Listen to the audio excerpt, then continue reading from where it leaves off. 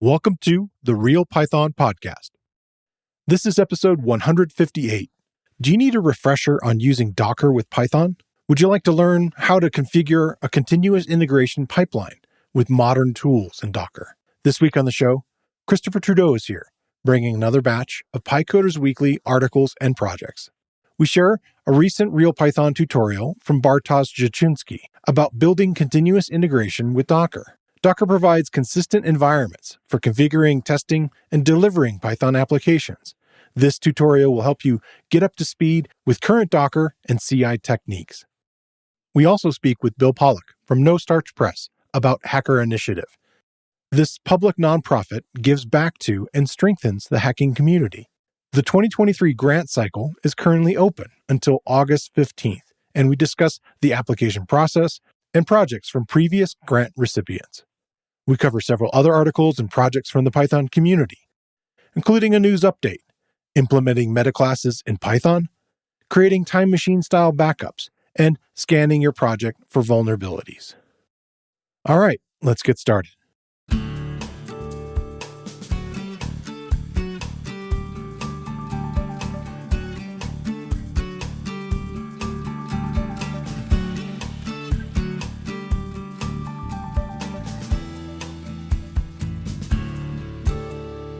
The Real Python Podcast is a weekly conversation about using Python in the real world.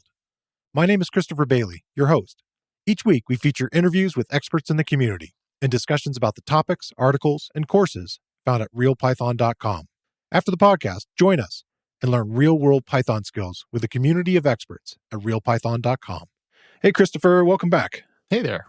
All right, so this week we have a couple pieces of news and a little bit shorter on the topics in the middle because I have an interview with Bill Pollock talking about Hacker Initiative, which is a really great interview. I was really excited to talk to him, and also a great opportunity for people who are interested in potentially getting funding for their projects. He has a charity that is looking for people to apply and do grants for. So please, stay tuned and listen for that at the end of the show here.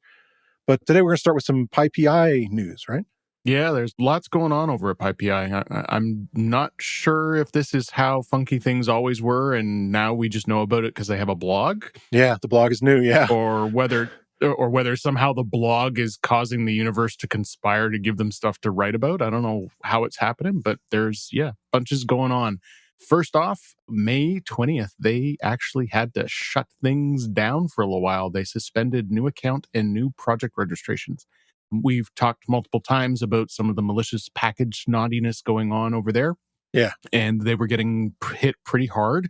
And so they just decided to suspend the creation of new accounts and the creation of new projects. It lasted about 30 hours, and then they opened up for traffic again. Okay. So this probably sucked for some people if that was the day you were going to create a new account. Going live today.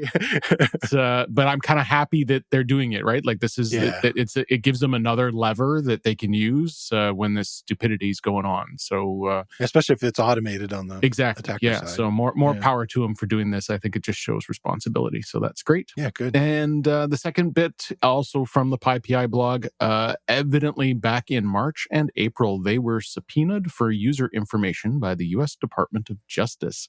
And because of how this stuff works, they're not allowed to say very much about it. They have written a lengthy posting about what kinds of information they have and could have been made to turn over. They're also promising to review their data retention policies. So if this happens in the future, it will be clearer what they can and can't provide. Which brings me to a very important question. Just what did you do, Mr. Billy? It wasn't me. I was just running that demo project from Gararna, and that's it. Throw them under the bus.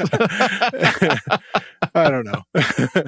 Yeah, it's really kind of interesting. I'm glad that there's this level of transparency, but it's also probably good to know, what sort of things are you inserting and privacy-wise into these services and what's available if something got subpoenaed. Yeah. And the posting is very honest about, what their policies are and how they want to think about it. And they seem to take the privacy of your data very, very seriously. So they're gonna re-examine some of this for the future.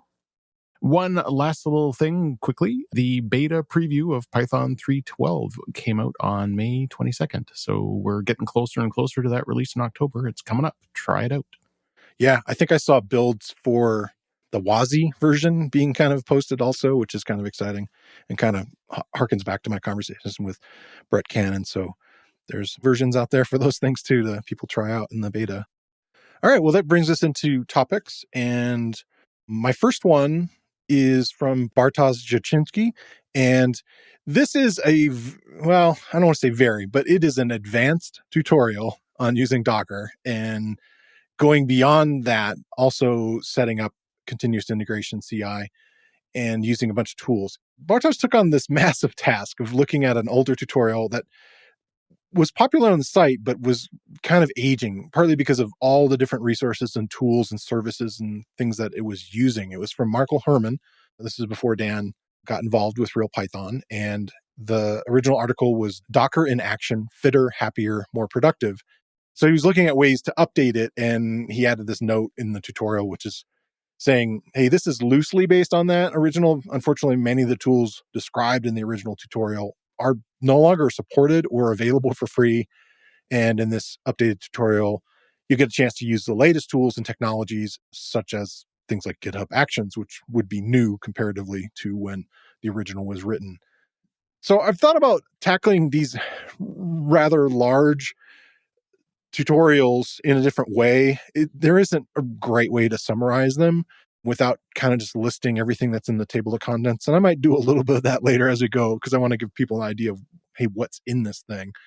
I kind of almost want to do more of like, hey, who is this for?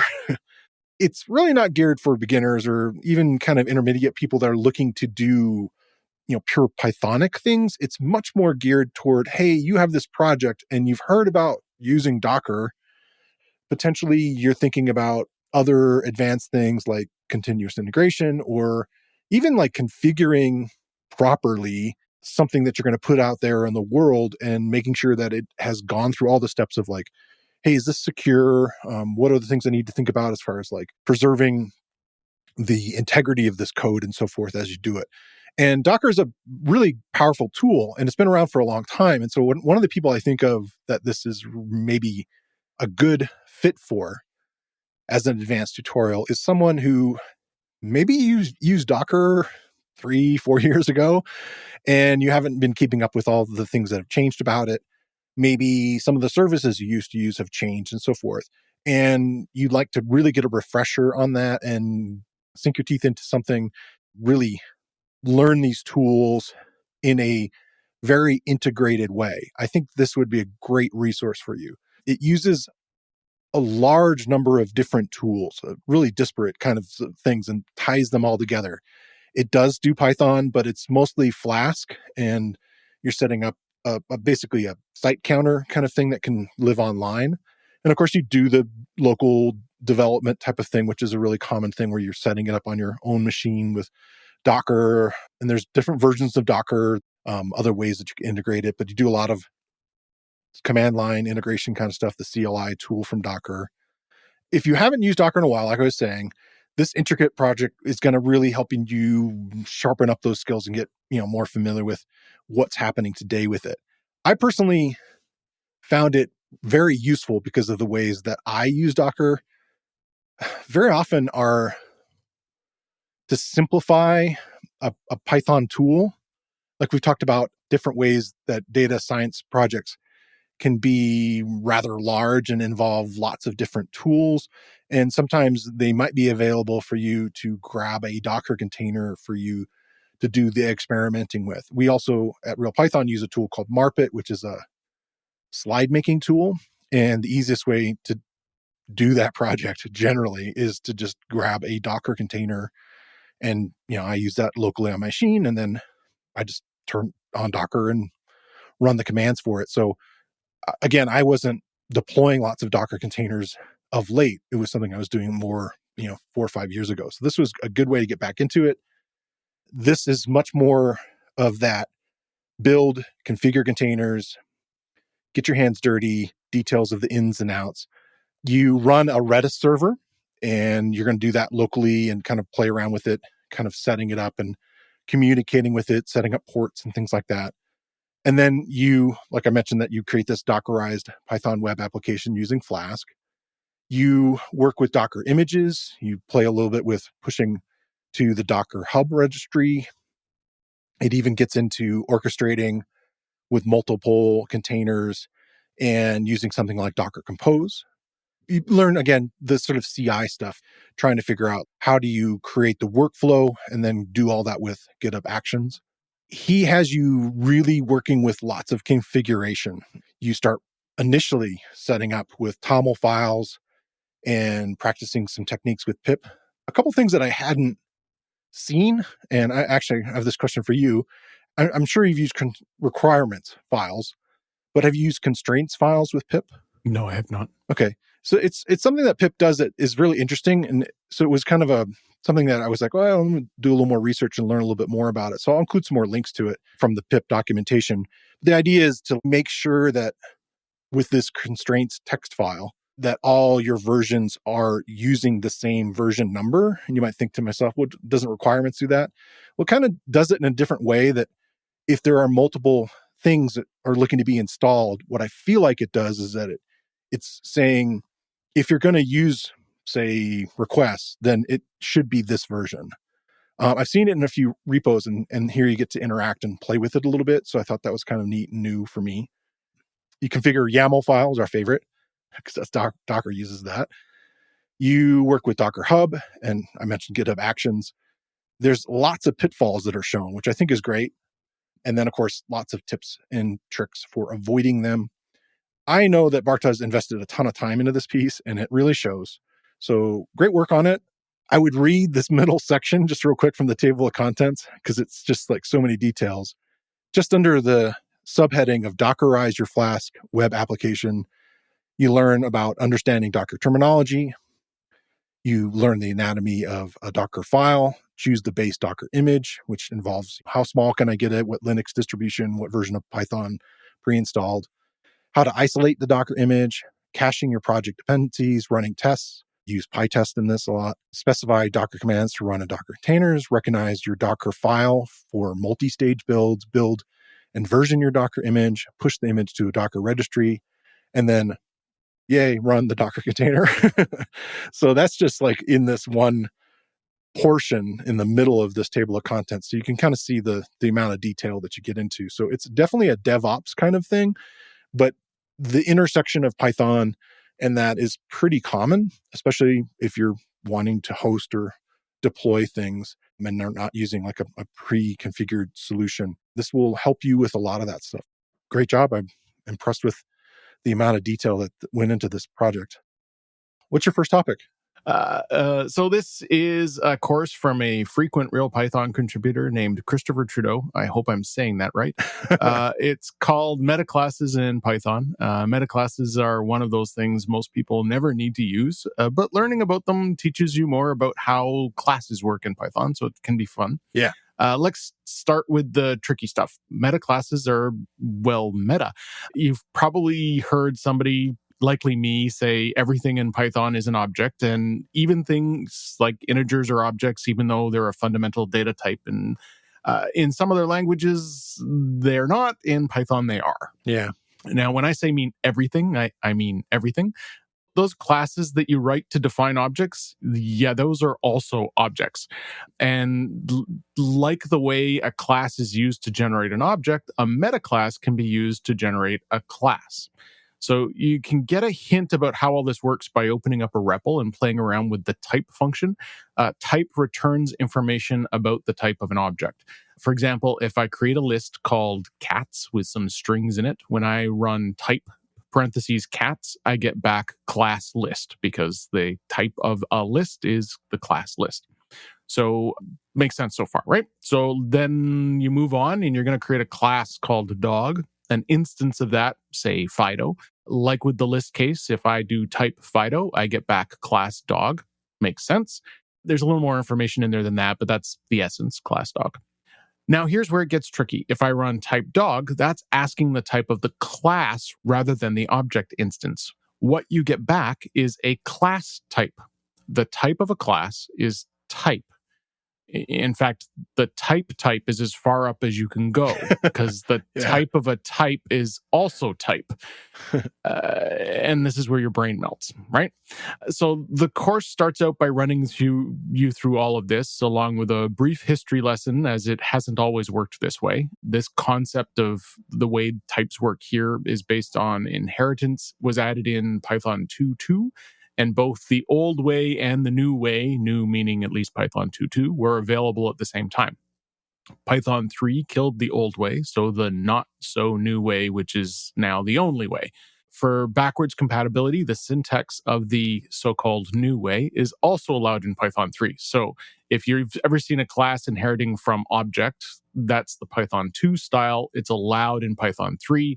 You can skip it in Python 3, but it all does the same thing, and that's the so-called new style. New as, 20 years ago. Right. You should never name anything new because it dates very, very quickly. Anyway, so that's the background. Now to the actual metaclass stuff. The first example in the course is a meta counter. This is a metaclass that counts how many classes have inherited from the metaclass. Not particularly useful, but it helps teach the concept with only a few lines of code. To declare counter meta, you inherit from type, which is what causes it to be a metaclass. A metaclass can contain a dunder new method, just like classes can, and it's invoked when the metaclass is created. So counter meta creates a counter and stores it inside of the metaclass when dunder new is invoked. So to use a metaclass, you use it as an argument as part of your inheritance. So if I was going to create a class called Pi, and it uses counter meta, you write class Pi parentheses metaclass equals counter meta. So remember, counter meta counts the class usage, not the instance usage. So creating the Pi class sets the counter meta's class counter to 1. But you can create as many kinds of pie as you like. Strawberry, apple, raspberry, even rhubarb if you're evil. And counter meta's counter is still 1 because there's only one class using it, not the instances. So superior to pie is cake. I'll fight you. And if you create a cake class that uses counter meta as a meta class, the world will be a better place. So by creating the cake class, not instance objects, the counter meta count value gets incremented to 2. So chocolate, vanilla, how many instances you want of cake, the class counter stays at 2. So that's the basic idea. This is the class creation classes. The course runs you through some common uses of metaclasses like factory patterns, singletons, and how magical frameworks like Django and Pedantic use them. It then does a rather deep dive into one of the standard library's metaclasses, which is enum. So there's an entire lesson devoted to walking you through how an enum is built, how it uses metaclasses, and all the weird little edge cases that are involved. Obviously, audio is the worst way of trying to describe code. So if all of that just sounded like yammering, maybe take a look at the course and see the visuals as you go along. But either way, I'll end off with a quote from Tim Peters that seems to show up anytime anyone mentions metaclasses. And that's, if you wonder whether you need them, you don't. The people who actually need them know with certainty. So powerful little tool and interesting information about how the under bits of classes work in Python. Does it work with if you think you can't afford to do them, then no, I don't know. To a certain extent, yes. If you have to ask how expensive, you probably can't afford it. Is that right. It's a little bit that. Once you've learned them, there are problems where you go, oh, that's how I do that. You're probably not going to. It's probably not going to drastically change your coding approach. But if you're doing some harder core stuff like writing out frameworks, it can be a useful tool. Yeah, and we had a deep conversation, sort of discussion a few episodes back. I'll include a link for that too, where we kind of dove into some interesting, stuff that's along these lines of talking about metaclasses. And the conversation before, we were sort of talking about the idea that people complain about it's a dynamic language. Why are we spending the cost of that? And well, the ability to do this kind of stuff is why we're spending the cost of that. And so there's things like Django and Pedantic and SQL Alchemy and a lot of things like decorators and stuff like that are connected to these kinds of ideas, and the dynamicism gives you some power. Yeah, the dynamic power, superpowers, right? Yeah, and it comes at a cost, and depending on what you're working on, that cost might be important or not. Yeah. So I have a quick story. This is actually submitted as an email to me from Tom Bertucci. And he wrote, "Hi, Christopher. A longtime listener, first-time caller. I've played every Real Python podcast episode at least once."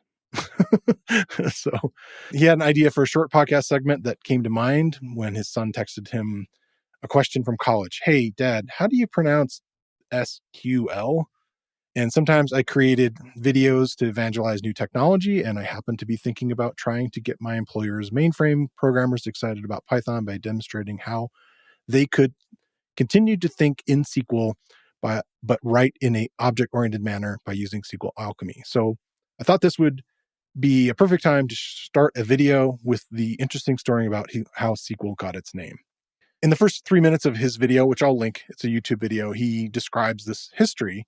I'll even summarize even more, but Tom takes you through that history of databases starting back in like 1962. This is like 3 minutes of this thing. And he's talking about the network model, and it used this multiple cross-reference system, which looked really convoluted as far as like how data would be kind of connected to each other. In 1970, Ted Codd created this thing called the relational model, which was a very early form of a query language, but he was a mathematician, and so the symbols and the notation was a little cryptic for programmers to figure out how they would write that as programming. His colleagues were programmers, and they got the gist of it, and they kind of ran with the idea. I think a lot of this is all happening inside of IBM. In 1973, the first attempt to create a query language was named Square, and that is a weird backronym of specifying queries as relational expressions. It used subscripts to indicate tables and relations. And yet again, subscripts are a real hard thing to write in programming. The original needed a better sequel to it. He uses a movie as an example. His example is The Godfather, where the sequel is potentially better than the original. So in this case, it was named SEQUEL, and that was for Structured English Query Language, a backronym, if you will. And so the problem with it was that the word SQL was already trademarked for a system to control and automate like factories and plants, and it was standing for Sequence Control Unit. The creators removed the vowels, still pronounced it SQL, and removed English from the name. So SQL, those letters, are Structured Query Language, but it's always been pronounced SQL. So hopefully that ends controversies on how to pronounce SQL. This week, I want to shine a spotlight on another Real Python video course. It's the one that Christopher Trudeau was mentioning earlier, about metaclasses. Metaclasses are an important but mysterious behind-the-scenes mechanism for instantiating classes in Python. In this course, you'll learn about how Python's metaclasses work within object-oriented programming. The course is titled Metaclasses in Python, and it's based on a Real Python tutorial by John Sturtz. And the video course is presented, as I mentioned, by my co-host, Christopher Trudeau. And he shows you how everything really is an object in Python, including classes themselves. How the type function works. How classes instantiate objects and get instantiated themselves. You'll work with special methods like dunder call, dunder new, along with dunder init, and how you can hook class instantiation with the metaclass argument. Metaclasses aren't for the faint of heart, but they do allow you to do some magic. Plus, learning about them can help you understand what exactly happens behind the scenes when you instantiate a class. And like all the video courses on Real Python, the course is broken into easily consumable sections. Plus, you get additional resources and code examples for the techniques shown. All of our course lessons have a transcript, including closed captions. Check out the video course. You can find a link in the show notes, or you can find it using the enhanced search tool on realpython.com. So that takes us into projects. Do you want to go first? Sure. My project this week is from a GitHub user ASWin with 4 N's, and it's called pyscan. This utility reads either a requirements.txt or a PyProject's TOML file, and does a lookup for each of the things found in there against the open source vulnerability database. And if you're like me and you've never heard of the open source vulnerability database, well, it's kind of exactly what it sounds like. It's a public database filled with little JSON structures that describe vulnerabilities in packages. So as security researchers or package maintainers find problems, they add information to the database, and it's got a public API, and there's actually a command line tool you can use to look stuff up inside of it. So pyscan uses that API. It's a pretty simple program, essentially reading your project dependency declarations, looks them each up inside of the OSV, then prints out the result. The package is written in Rust, so the scan happens quite quickly. This seems to be an increasingly common approach these days with Python dev tools. Yep. And so it's a neat little thing. ASWin is a student, or at least claims to be a student. Nobody on the internet knows you're a dog. Complete tangent here, but I looked that cartoon up because I was trying to remember the artist's name, and I had a total Mandela effect moment. I was confident this was a Far Side cartoon, and even had a mental picture of the style, and nope, it was a New Yorker bit by Peter Steiner. My apologies, Mr. Steiner, and take it as a compliment for being grouped in with the great Gary Larson. Anyways, what was I saying? So student, so give ASWin some love, check the project out, give it a GitHub star, or buy the starving student a coffee. Neat little project. Yeah, cool.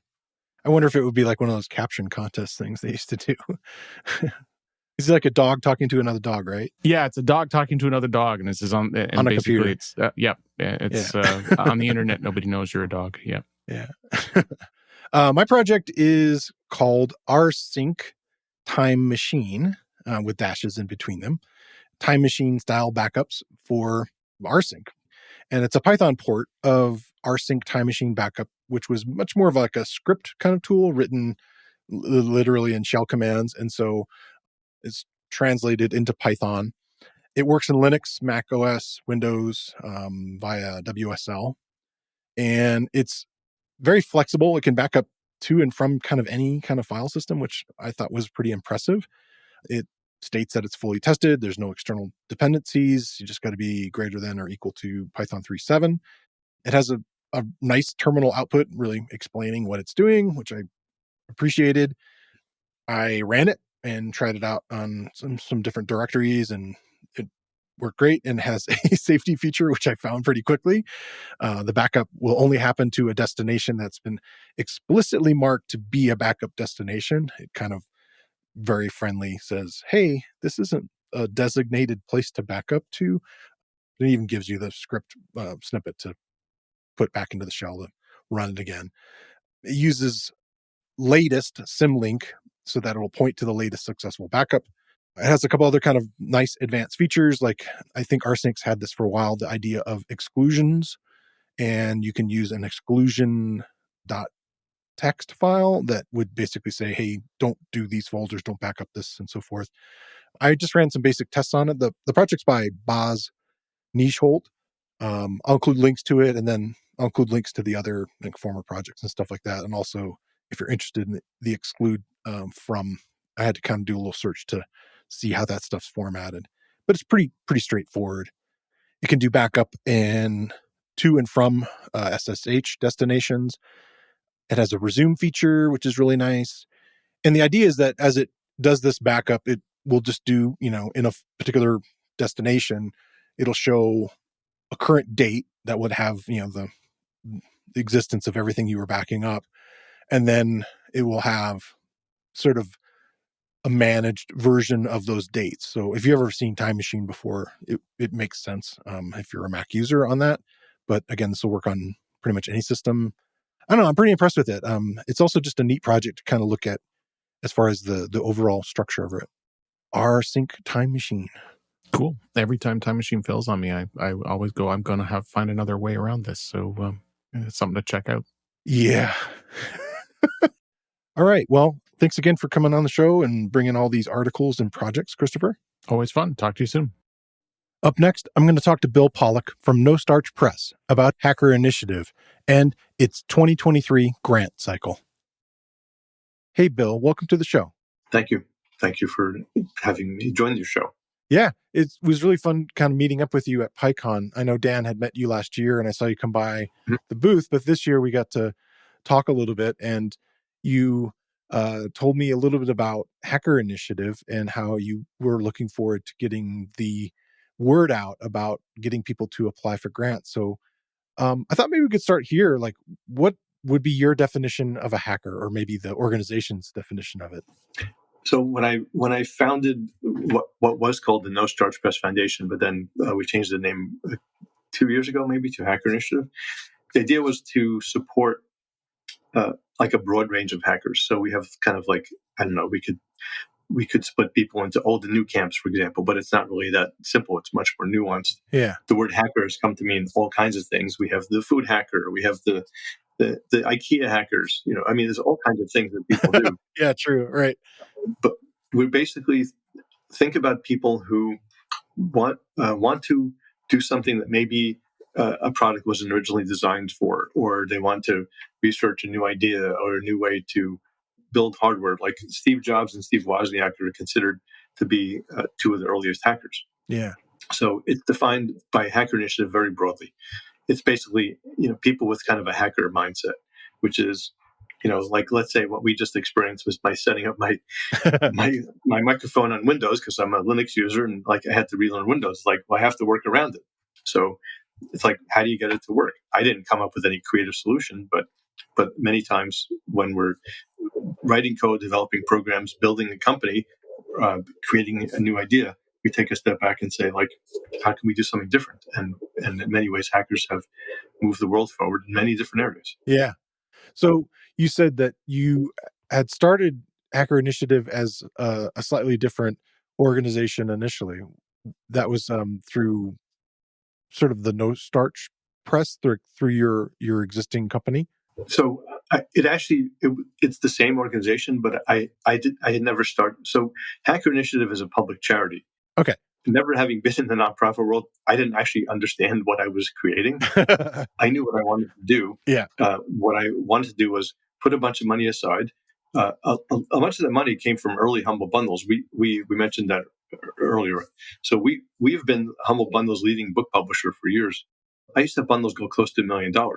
So and the company made a lot of money from the bundles. I set a bunch of money aside, and the idea was to have the community drive this. So I tried to make it as open as possible. I'm a big open source fan, but it turns out that public charities have tons and tons of rules. Yeah. And it's really hard to get the word out to get people to give grants and people to fund it and people to support it. But it's the same organization. It's not in any way actually tied to No Starch Press, except that I created it, I funded it, and we used the logo initially. But it's a completely separate 501c3 public charity. So you started it when? The end of 2016. I officially created it. It sounds like that's been quite the journey of learning for yourself. Have there been lots of people helping you along the way? I'll address the first question first, which is, yes, it's a constant journey of learning and understanding how the nonprofit world works. It's not really my world. Like I've been very successful running a company for going on 30 years with no down years, which is pretty amazing in the book business. That's fantastic. But the nonprofit world is very different. And yes, I have, an attorney that works very closely with us to make sure that we stay on track. Basically, the public charity I guess I think I'm correct in saying it's basically run by the IRS and the California Attorney General. But my role as chair is to follow the rules, which doesn't always sit well in the hacking community. But that's unfortunately what we have to do. And if we don't do it, we can literally go to jail. Wow. Yeah, that's a different experience for sure. It's different from saying like, okay, we're going in this direction, company. It's like, and that's what we're doing 10 minutes later. Yeah. That's true. I can't change the way the mission statement is done. I don't want to. I mean, that's the intent, right? But like, there's a lot of rules that can make it difficult for us to fund certain projects. We have to really stay within the mission, and there are numerous exclusions that we have to look out for to make sure that we don't violate those. And ultimately, we report to our donors. People give us money for a particular purpose. Yeah, that makes sense. Your website, hackerinitiative.org, has examples of grants that you've given each year, the recipients. Correct. Yep. And I wanted to detail a little bit. You leave a very large umbrella of what a hacker can be. Mm-hmm. And I think that's fantastic. And there's lots of good examples that are inside that grant recipients by year kind of menu. If you were going to shine the light on some of them, just to give people an idea of the types of projects that projects or groups or individuals that have received grants in the past, what would be a couple that you might want to point out? So the one thing to note is that the basic process is that we have a programming committee that's separate from the board, although we can have board members on the programming committee. Okay. I'm just the board member as the chair. So the basic process is the programming committee reviews the grants. They make sure that they don't violate the exclusions. They make sure it's not a church or religious organization and so on. Because the people involved are, like hacking type projects, they have often liked things, but that we can't fund as a public charity. Oh, okay. But things that personally that I found interesting, like there's one recent project was someone had the goal of creating a basically free 5G network. So say you have schools that are requiring remote learning. Yeah. And maybe it's less of an issue today, but probably still an issue for schools. And you have a community that can't really afford the internet connection, that's $70 a month or whatever. So the idea was to build, and I know there are other projects doing this kind of thing, build a 5G stack that you could basically have people use to network machines without having to pay cable services. It's a great idea, but it's a lot harder to implement than it is to describe. Right.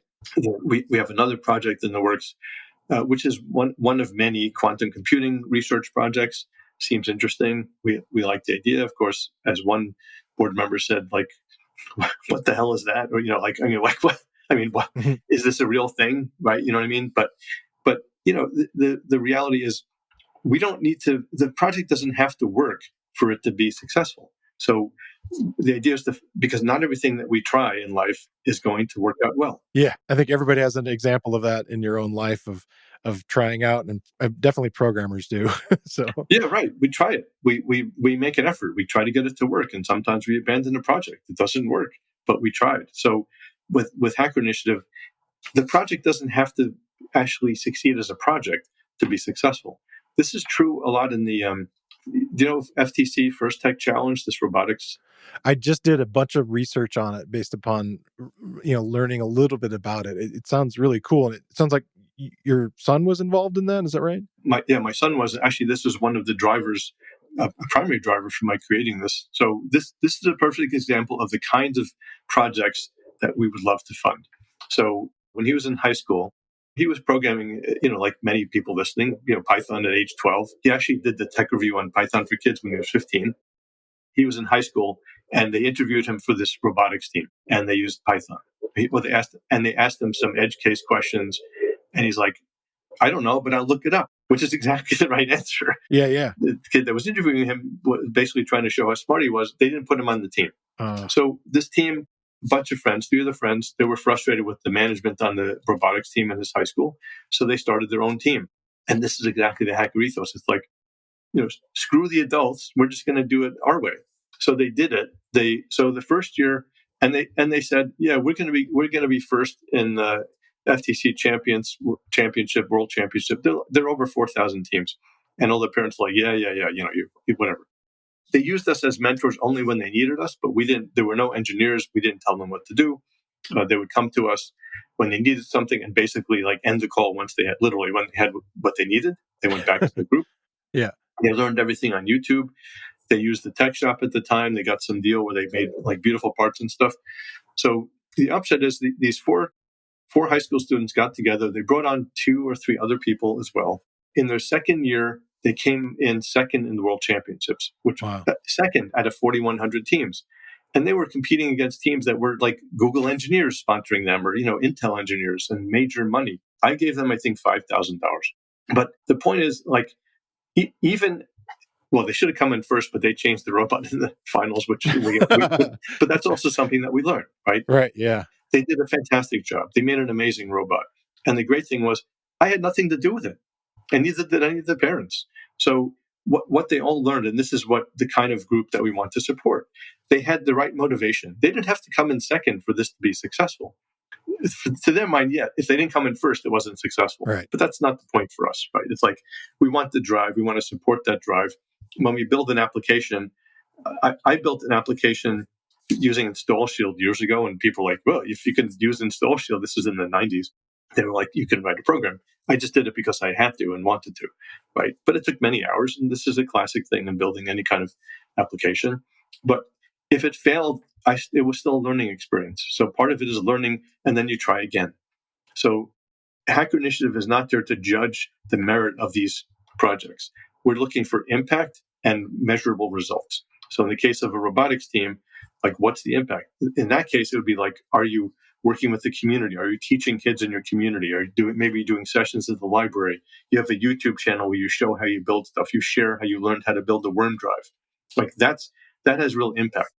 Measurable results, that's a little more challenging. But so we have one project we funded where they built what they called a farm bot. It's basically a robotic arm out of a kit to maintain plants. And the impact was they were growing food for an aging population in a community that didn't have a lot of money. So, and the way they measured it, and this was actually suggested by our attorney, she suggested, why don't you weigh the food? There you go. I never occurred to me. How would you measure impact? Well, weigh it. You're growing food. How much food did you grow? Did you grow 10 pounds or 1,000 pounds? Yeah. So that's impact. And that is really the kind of thing that we're looking for. Like, take a step back and say, like, how can you do more with this information? What can you teach? Just as you teach, with real Python, right? Like, what do we give back to a community? That has real impact too. But there are lots of projects when you start thinking about it that could do this, but these are not commercial ventures. We're not funding startups. Right. We're not looking for that. It's the kid or it's an adult who's like, hey, I need $1,200 to get this thing. And here's my, in fact, I think you can do more sometimes with $1,000 than you can with 100,000, because the person who wants that 1,000, they're so dedicated, and all they want, for example, is, I want to take a Jura espresso machine and they cost $2,000. I want to hack them and I want to make them into a blowtorch or something. I don't know, whatever. I mean, not, but yeah. It's like, okay, that sounds cool. And what will the impact be? Oh, well, basically, I'm trying to have people have home blowtorches so they can make creme brulee. I'm making a random nonsense, right? But and we would not approve that particular project. But like, someone wants to buy something, take it apart, and modify it, and basically destroy the equipment. And a parent's like, there's no way you're not going to buy, I don't know what these things cost, $1,000, phone just to destroy it. Right. But we'd say, oh, that's cool. How much money do you need? What are you going to do with it? I want to modify this so that I can make an open source version of this, or have people modify it so that they can connect some open network, or just add some expose a feature on the board that they couldn't get to. And I want to teach them how to do it. Do you see what I mean? Yeah. Yeah. So you're sharing kind of what you've created, and you're kind of able to either create a large impact through maybe the internet, but also maybe a local impact through like having, classes at a library or something like that. Correct. Or some other kind of public thing. Okay. Or YouTube, or here's what I did, and here's what you can do with it. Yeah. So one part of hacking is like, here's what I did. Do try it. Like, take a bunch of code, write this initial thing, and then you talk about ways that you can basically hack the code. I'm not talking about breaking things. I'm talking about making that into something that it wasn't before. Yeah. And when we talked earlier, we kind of went down a little path where we were talking about that large nonprofits typically are not interested in the small stuff to sponsor. Why was that? What were some of the reasons there? So my understanding and my conversations with other people in the nonprofit world is that when you're giving out grants, and you can see this, let's say you're a National Science Foundation, right? They don't want to talk to you if you want $500. They'll talk to you if you have, I think they have like $1 billion funding, right? So they'll give you $10 million. But if you say, I just need 1,200, they're not going to pay attention to you, because someone's going to have to put the time in to evaluate, and they're looking for impact. So if you go back to government oversight and say, like, here's what we funded, you want to show impact and measurable results. This is what I learned about early on about granting. Like, when you look at sites like Charity Navigator or similar that evaluate nonprofits, there's a lot of nonsense that goes on in the nonprofit world from what I've seen. And a lot of it is, there are very large nonprofits where one gives to the other, and they're showing, I don't know, that there's a whole bunch of reporting that I let our attorney and accountant deal with. Yeah. but there's a real lack of transparency. And when it comes to evaluating projects, like we want to do micro granting. I firmly believe that that's a way to really make a difference, because most people aren't writing requests for $10 million. They're like, I just need a couple $1,000 and I'll do this. Yeah, this is going to kickstart our robot team, whatever. Yeah. Yeah, right, exactly. Right. But with large nonprofits, it's like they don't want to talk to you, not because they don't like your project, but they have to actually show to their donors or supporters, like, here's how we used the $100 million that we have. Here's where the money went. And they're not going to, if you think about the time investment in like all these little projects, it's not worth it to them because they're not designed that way. Yeah. So the idea here is to make it easy for people to reach out with projects where someone understands them and can say, yeah, this is cool. You want to show how to convert a van to be totally solar powered. You have a process for doing it. You're going to release the plans for free. You're going to show people the steps, and like that's something we can support. And again, if it doesn't work, then what we want to do is share what failed. Teach us what not to do. Yeah, totally. So part of why we wanted to get you on the show is you were sort of almost like we talked to so many people doing conferences, this sort of call for proposals. You were saying, hey, I'm looking for people to submit grants. Yes, absolutely. We are. The grant cycle is open. I forgot to check. I think the closing date is August. It's on the website. But yes, we need people to submit grants, because we're not actually designed. We can't actually go and we can encourage people to submit, but we can't go and say we want to give money to this organization. We're not structured that way. So people need to request it.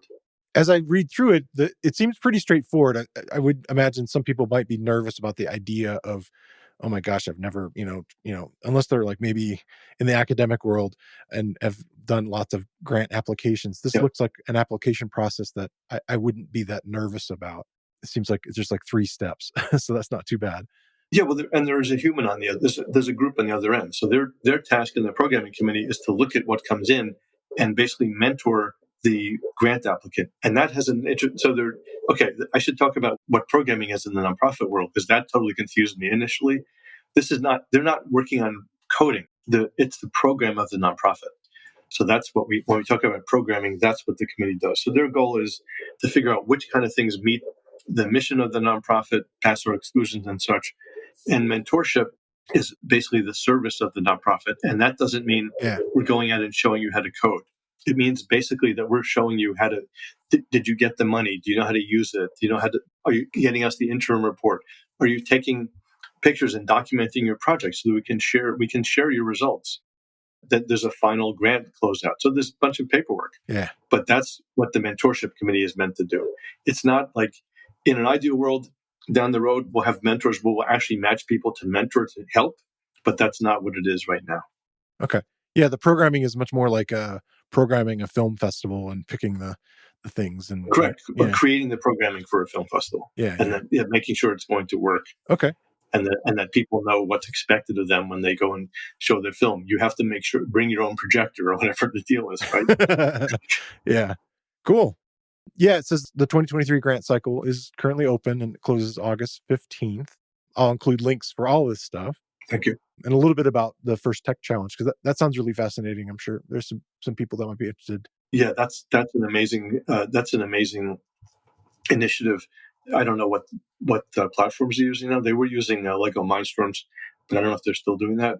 And that was started by Dean Kamen, who created the Segway, among other things. Like, that's not the thing he's most proud of, apparently, but it's the thing we all know him for. Yeah. That's a great thing, and many people listening may have heard about that or been involved. That's a great way to teach people like basic skills, how to run a small organization, how to run a future business, how to actually make a project happen, make it work. Yeah. Earlier, we talked a little about this idea of underserved areas, and not really based around like income, but like underserved as far as like this community of hackers are maybe not looked at the same way as far as like, funding and people getting involved. And I don't know if you can speak about that a little bit more, about this sort of underservedness of this community of hacking. Yeah, absolutely. I mean, when I grew up, I was the weirdo in high school. I was the kid who liked science and spent the evenings in the science labs. Right? Yep. And I mean, we did have computers somewhere and had punch cards at the time, and I wasn't interested in working punch cards.